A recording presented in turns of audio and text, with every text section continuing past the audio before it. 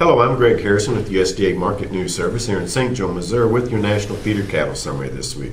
Well, looking at the feeder cattle market this week compared to last week, calves and yearlings for the most part trading steady. The spots unevenly steady, but for the most part steady to $5 higher. There are some throughout the trade area where you'll see some instances. You'll see some markets trading 5 higher to 5 lower in a range. But for the most part this week, it's a steady to $5 higher market. Active trading this week really in all the major markets with some fooling on that price increase seen on some of the midweight calves, especially weighing from 5 to 700 pounds. Competition and demand very good for these middleweight calves, especially in the 5 and 6 weights this week, as we're seeing winter kind of easing up and seeing some nice weather this week, and spring not that far off. But a lot of these cattle that are long time weaned calves weighing in the 5 weights and that have full vaccination program behind them. Then you're seeing some of these short yearlings that are showing maybe a bit more age than size, and they're also selling with very good weighing conditions. They just fit the bill right now for a lot of buyers that are buying cattle.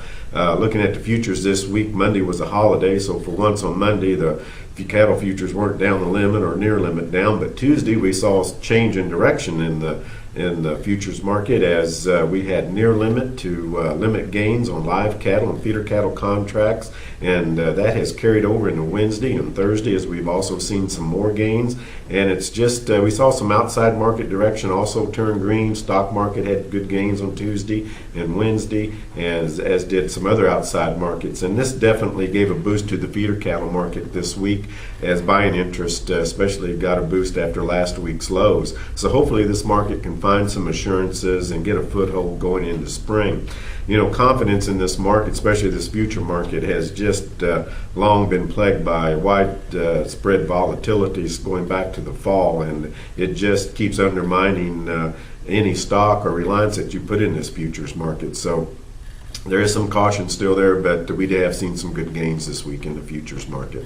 Last week, we did see some cleanup sales on fat cattle, especially in Nebraska and Iowa, where we've seen some very muddy conditions, albeit it was at a lower price last week. Packer margins are still holding on to seeing some gains for the packers, but they've done the job of buying fat cattle the last couple of weeks at a lower price. Box beef values are pretty much stuck in the February doldrums.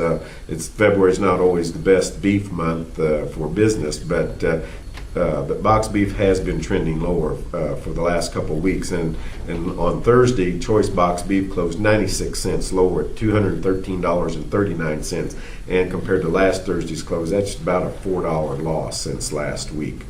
Looking at some regional weighted averages this week, in the north central region, we've pretty much got pluses this week.